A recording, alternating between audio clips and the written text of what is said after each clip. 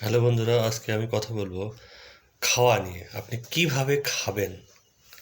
তো এটা আপনারা হয়তোবা সবাই জানেন যে আসলে খাবার নিয়মটা।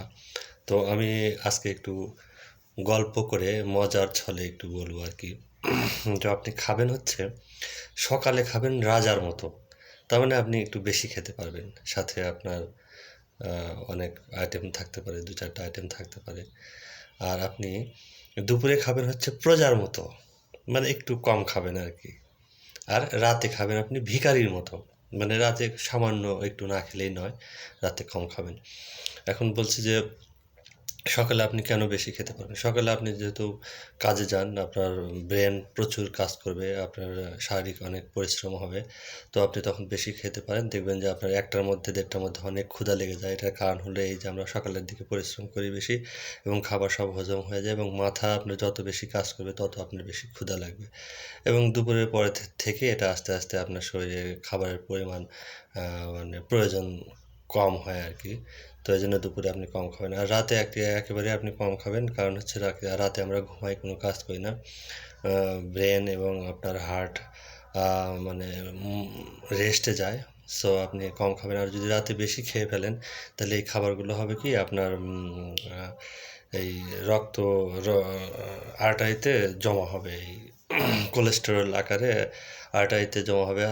আর্টারিতে জমা জমা হলে কি হবে? আপনার আর্টারির ভিতর দিয়ে ব্লাড সার্কুলেশনটা ভালোভাবে আপনার হবে না। তখন আপনি কি হবে? আপনার মানে ক্লট তৈরি হবে আর্টারিতে এবং আপনি কিন্তু ওই যে অনেকে বলে না?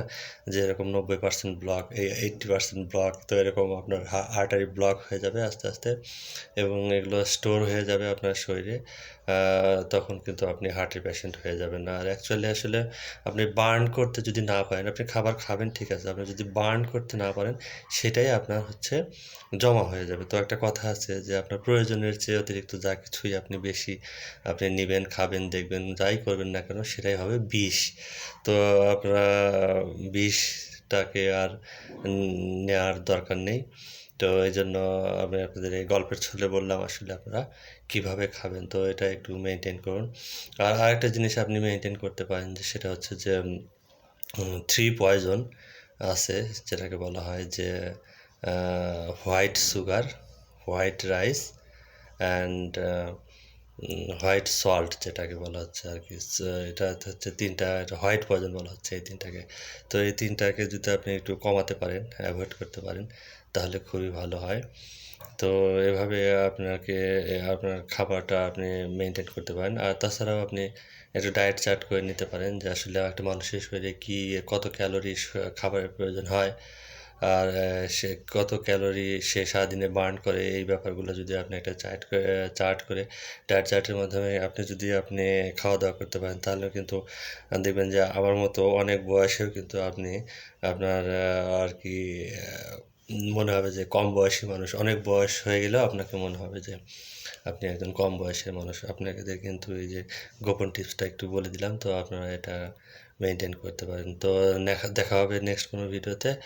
সাথে থাকুন। লাইক, কমেন্ট, শেয়ার করে সাথে থাকুন। আল্লাহ হাফেজ।